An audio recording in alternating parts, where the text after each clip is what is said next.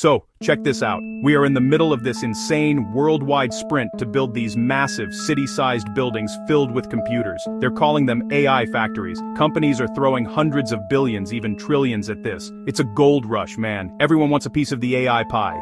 But here's the wild part. Whoa, hold on a second. What if we're building all this stuff and by 2030 it's obsolete? It's like building the world's most advanced horse-drawn carriage factory before the Model T.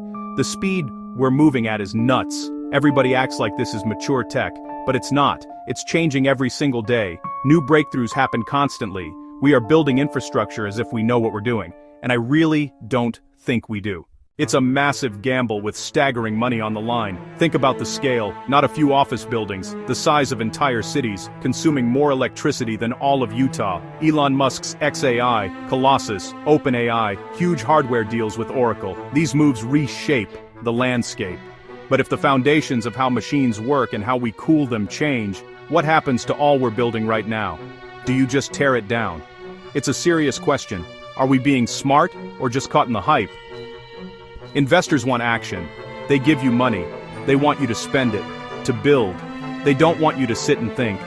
Maybe a little more thinking is exactly what we need. So, let's talk about one of the biggest problems with these AI factories. They get incredibly hot. These GPUs are working so hard, they generate a ridiculous amount of heat. The way we've always dealt with that is with massive air conditioning systems, blowing cold air through raised floors. It works, but it's crazy inefficient and uses a ton of energy. Now NVIDIA, the company making most of these AI chips, is coming out with a totally different idea. They're saying they have a new closed-loop water cooling system that could change everything. Here's the simple version of how it works. Instead of blowing air, they plan to run a liquid, mostly water with a bit of glycol, like in your car's radiator, through pipes directly to every single component. It goes through the computers, the switches, the routers, everything. This liquid absorbs the heat directly from the chips. What's interesting is that the liquid doesn't even have to be super cold.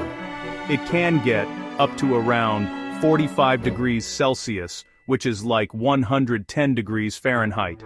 After the liquid gets heated up by the hardware, it gets pumped outside to these big cooling devices, which are basically just giant heat sinks. They release the heat into the outside air. The now cooler liquid then cycles back inside to pick up more heat. It's a closed loop, meaning the same water just goes around and around. NVIDIA claims around 40% less cooling power and up to 3 times the density. NVIDIA's new cooling plan sounds great, but when you zoom out, you see the bigger picture. They claim they can eliminate water consumption, but that's a bit of marketing magic. The closed-loop system itself doesn't constantly drink water like an evaporative cooling tower. But where does the electricity to run the pumps and the rest of the data center come from? If your power plant is burning natural gas or using nuclear, it's using a ton of water to create steam and for cooling. So the data center is still responsible for that water use, just one step removed. It's a shell game. And then there's the heat. These AI factories are dumping incredible amounts of waste heat into the environment. A study out of Cambridge University found that surface temperatures could increase by a couple of degrees Celsius for miles around a big data center. They're calling them heat islands. We're literally warming up the areas around these buildings. Now, some people have this cool idea. Why not recycle that heat? The water coming out of these new cooling systems is hot, like 110 degrees Fahrenheit. You could totally use that to heat homes and businesses, especially in cold places. The problem is, it's not that easy. From a technical standpoint, yes, it can plug into existing boiler systems, but land costs, permits, and zoning make it a nightmare in dense cities. The lock-in trap. Botcher oxen systemisbra. When innovation becomes a cage. Here's another big, hairy issue with this new NVIDIA cooling technology. It sounds efficient, but it could be a trap. When you build a regular data center today, it's like playing with Legos. You can use servers from Dell, switches from Cisco, storage from HP. You can mix and match. If one company raises prices or falls behind, you swap them out. You have freedom, options. It keeps everyone honest. But this new architecture NVIDIA is pushing for AI factories. It's different. It seems like this whole system is proprietary. It's their standard, their design. Once you build around this liquid cooling architecture, you're locked in. You're in the NVIDIA ecosystem. Racks, pipes, chips, their way of doing things. You're not just buying chips, you're buying their entire philosophy, and that's a vulnerable position. What if prices for replacement parts jump in 5 years? You pay, or you're stuck. What if the product line gets dropped? It happens all the time in tech. Imagine a $1 billion build, and 3 years later, support fades. What do? Can you even mix in other vendors later? Or are you stuck on a technological island while everyone else moves on? The great AI gold rush, spending billions before we see the gold. The part that really gets me is the sheer amount of money being thrown around and how fast it's happening. Show marketing graph here. You have OpenAI, the company behind ChatGPT, reportedly signing a deal with Oracle for $300 billion in hardware. That's just a mind-blowing number. Massive investments, betting the farm on infrastructure. Meanwhile, firms like Accenture say many executives aren't seeing clear value. They're spending a ton, but can't point to a recognizable return. This is coming from the front lines. It's not about stopping progress, it's about investing appropriately. Investors expect speed, not wait and see.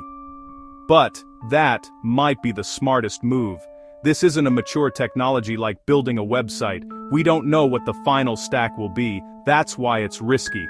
Companies like Anthropic and OpenAI are selling at massive losses, subsidizing every user. The cost to run these models is still astronomical. The coming e-waste tsunami, a mountain of obsolete tech. Okay, let's talk about the garbage, because that's what all this old technology becomes. If tech changes this fast, and we're building data centers the size of Manhattan, can you imagine the explosion of e-waste that's coming?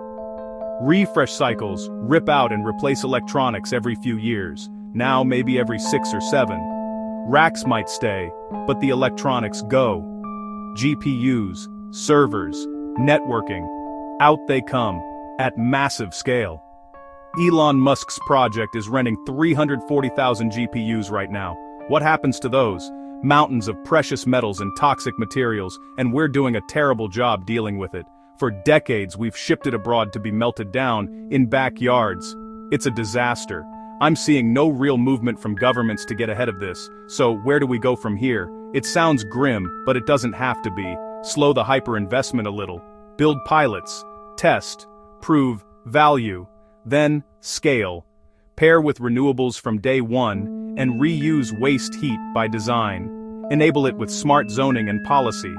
Push for open standards to avoid lock-in, and demand strong e-waste policy. From Jensen Huang to Satya Nadella, Sundar Pichai and Sam Altman, leaders are steering this moment. Elon Musk's xAI and Grok and others are pushing hard on frontier systems. OpenAI, NVIDIA, GPT, Gemini, Anthropic, and the race toward AGI are redefining compute needs. Cloud giants and labs are scaling fast. Innovation everywhere, every day.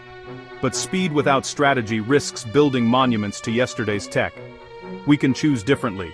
Pilots, proof, open standards, cleaner power, real recycling. Build what's needed.